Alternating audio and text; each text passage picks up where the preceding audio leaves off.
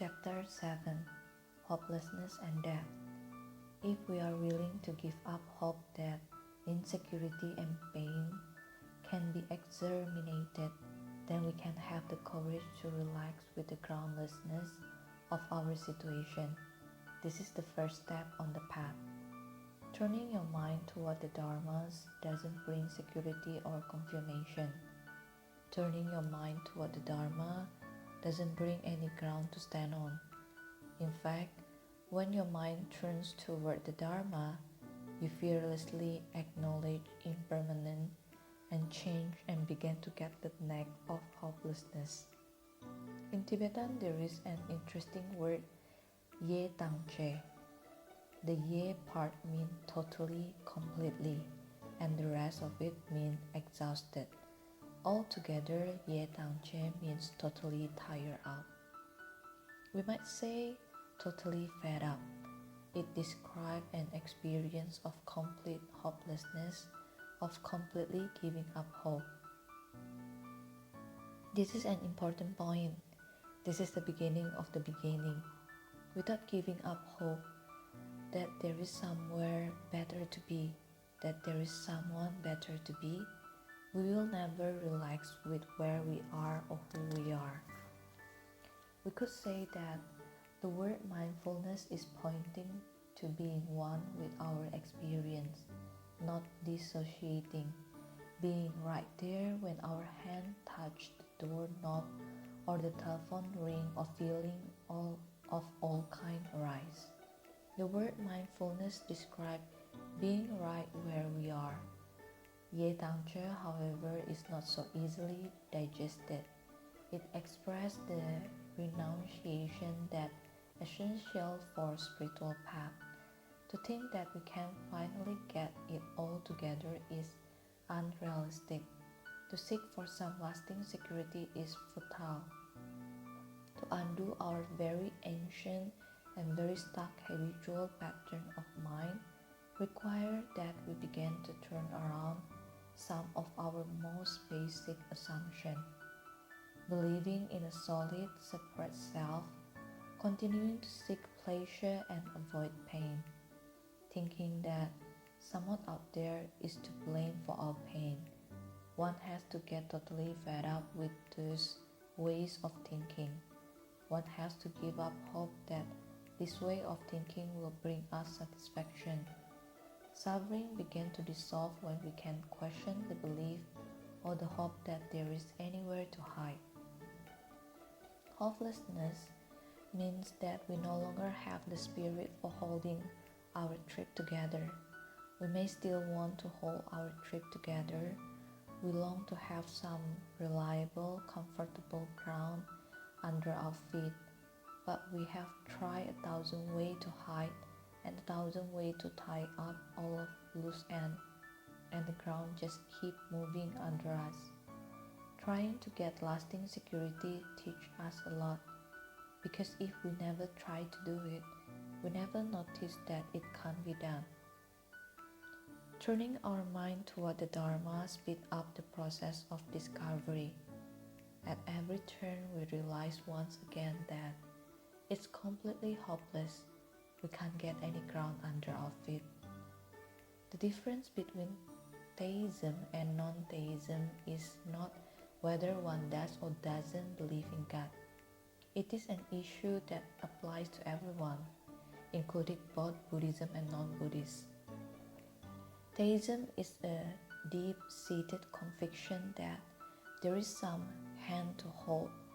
If we just do things right, someone will appreciate us and take care of us. It means thinking there is always going to be a babysitter available when we need one. We all are inclined to abdicate our responsibilities and delegate our authority to something outside ourselves. Non-theism is relaxing with the ambiguity and uncertainty of the present moment without reaching for anything to protect ourselves. We sometimes think that Dharma is something outside of ourselves, something to believe in, something to measure up to. However, Dharma is isn't a belief. It isn't dogma. It is total appreciation of impermanence and change. The teaching disintegrate when we try to grasp them. We have to experience them without hope. Many brave and compassionate people have experienced them and taught them. The message is fearless. Dharma was never meant to be a belief that we blindly follow. Dharma gives us nothing to hold on to at all. Non-theism is finally realizing that there is no babysitter that you can count on. You just get a good one and then he or she is gone. Non-theism is realizing that it's not just babysitter that come and go. The whole of life is like that. This is the truth, and the truth is inconvenient. For those who want something to hold on to, life is even more inconvenient. From this point of view, theism is an addiction. We are all addicted to hope, hope that the doubt and misery will go away. This addiction has a painful effect on society.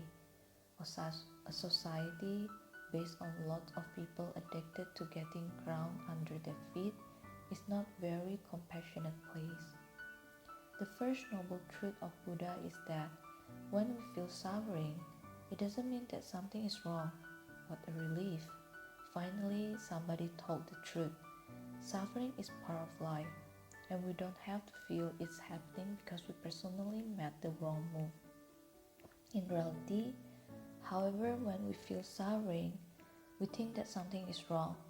As long as we are addicted to hope, we feel that we can tone our experience down or liven it up or change it somehow.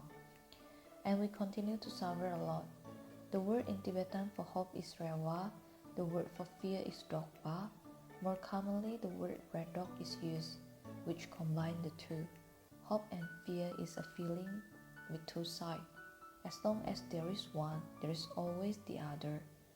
The red dog is the root of our pain. In the world of hope and fear, we always have to change the channel, change the temperature, change the music. Because something is getting uneasy, something is getting restless, something is beginning to hurt, and we keep looking for alternative. In a non-theistic state of mind, abandoning hope is an affirmation, the beginning of the beginning. You could even put abandon hope on your refrigerator door instead of more conventional aspiration like every day in every way I'm getting better and better. Hope and fear come from feeling that we lack of something. They come from a sense of poverty. We can't simply relax with ourselves. We hold on to hope, and hope robs us of the present moment. We feel that someone else knows what's going on, but that there is something missing in us, and therefore something is lacking in our world. Rather than letting our negativity get the better of us, we could acknowledge that right now we feel like a piece of shit and not be squeezing about taking a good look. That's the compassionate things to do. That's the brave things to do. We could smell that piece of shit. We could feel it. What is its texture, color, and shape? We can explore the nature of the piece of shit. We can know the nature of dislike, shame, and embarrassment, and not believe there is something wrong with that. We can drop the fundamental hope that there is a better me who one day will emerge. We can't just jump over ourselves as if we weren't there. It is better to take a straight look at all of our hopes and fear, then some kind of confidence in our basic sanity arises. This is where the renunciation enters the picture. Renunciation of the hope that our experience could be different. Renunciation of the hope that we could be better. The Buddhist monastic rule that advise renouncing liquor, renouncing sex, and so on are not pointing out that those things are inherently bad or immoral. but that we use them as babysitters. We use them as a way to escape. We use them to try to get comfort and to distract ourselves. The real thing that we renounce is the tenacious hope that we could be saved from being who we are. Renunciation is a teaching to inspire us to investigate what is happening every time we grab something because we can't stand to face what is coming. Once I was sitting next to a man on an airplane who kept interrupting our conversation to take various pills. I asked him, "What is that you are taking?" He answered that they were tranquilizer. I said, "Oh, are you nervous?" And he said, "No, not now, but I think when I get home I'm going to be." You can laugh at this story, but what happened with you when you began to feel uneasy, unsettled, queasy? Notice the panic. Notice when you instantly grab for something. That grabbing is based on hope. Not grabbing is called hopelessness. If hope and fear are two sides of one coin, so are hopelessness and confidence. If we are willing to give up hope that insecurity and pain can be exterminated, then we can have the courage to relax with the groundlessness of our situation. This is the first step on the path. If there is no interest in stepping beyond hope and fear, then there is no meaning in taking refuge in the Buddha, the Dharma, and the Sangha. Taking refuge in the Buddha, Dharma, and Sangha is about giving up hope of getting ground under our feet. We are ready to take refuge when this style of teaching, whether we feel completely up to it or not, is like hearing something hauntingly familiar, like the experience of a child meeting its mother after a long separation. Hopelessness is a basic ground. Otherwise, we're going to make the journey with the hope of getting security. If we make the journey to get security, we are completely missing the point. We can do our meditation practice with the hope of getting security. We can study the teaching with the hope of getting security. We can follow all the guidelines and instruction with the hope of getting security, but it will only lead to disappointment and pain. We could save ourselves a lot of time by taking this message very seriously right now. Begin the journey without hope of getting ground under your feet. Begin with hopelessness. All anxiety, all dissatisfaction, all the reason for hoping that our experience could be different are rooted in our fear of death.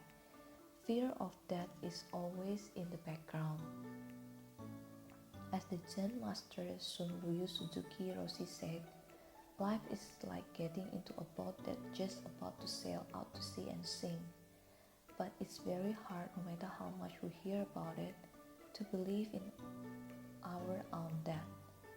Many spiritual practices try to encourage us to take our own death seriously, but it's amazing how difficult it is to allow it to hit home. The one thing in life that we can really count on is incredibly remote for all of us. We don't go so far as to say, "No way, I'm not going to die," because of course we know that we are, but it definitely will be later. That's the biggest hope. Trungpa Rinpoche once gave a public lecture titled Death in Everyday Life. We are raised in a culture that fears death and hides it from us. Nevertheless, we experience it all the time. We experience it in the form of disappointment, in the form of things not working out. We experience in the form of things always being in a process of change. When the day ends, when the second ends, when we breathe out, that is in everyday life. Death in everyday life could also be defined as experiencing all the things that we don't want. Our marriage isn't working, our job isn't coming together. Having relationship with the death in everyday life means that we begin to able to wait, to relax with insecurity, with panic, with embarrassment, with things not working out. As the years go on, we don't call the babysitter quite so fast. Death and hopelessness provide proper motivation for living an insightful, compassionate life. But most of the time, wording of death is our biggest motivation. We habitually ward off any sense of problem. We are always trying to deny that it is a natural occurrence that things change, that the sand is slipping through our fingers. Time is passing. It is as natural as the season changing and day turning into night. But getting old, getting sick, losing what we love, we don't see those even as natural occurrence. We want to ward off that sense of death no matter what. When we have reminders of that, we panic. It isn't just that we cut our finger, blood began to flow, and we put on a band-aid. We add something extra, our style. Some of us just sit there stoically and bleed all over our clothes. Some of us get hysterical. We don't just get a band-aid. We call the ambulance and go to the hospital. Some of us put on designer band-aids, but whatever our style is, it is not simple. It is not bare bones. Can we just return to the bare bones? Can't we just come back at the beginning of the beginning? Bare bones, good old self. Bare bones, good old bloody finger. Come back to the square one, just the minimum bare bones. Relaxing with the present moment, relaxing with hopelessness, relaxing with death, not resisting the fact that things end, that things pass, that things have no lasting substance, that everything is changing all the time. That is the basic message. When we talk about hopelessness and death, we are talking about facing the fact, not escapism. We may still have addiction of all kinds, but we all choose to believe in them as a gateway to happiness. So many times we have indulged the short-term pleasure of addiction. We have done it so many times that we know that grasping at this hope is a source of misery that makes a short-term pleasure a long-term hell. Giving up hope is encouragement to stick with yourself, to make friends with yourself, to not run away from yourself, to return to the bare bones, no matter what's going on. Fear of death is the background of whole things. It is why we feel restless, why we panic, why there is anxiety, but we totally experience hopelessness. Giving up all hope of an alternative to the present moment, we can have a joyful relationship with our lives, an honest, direct relationship, one that no longer ignores the reality of impermanence and death.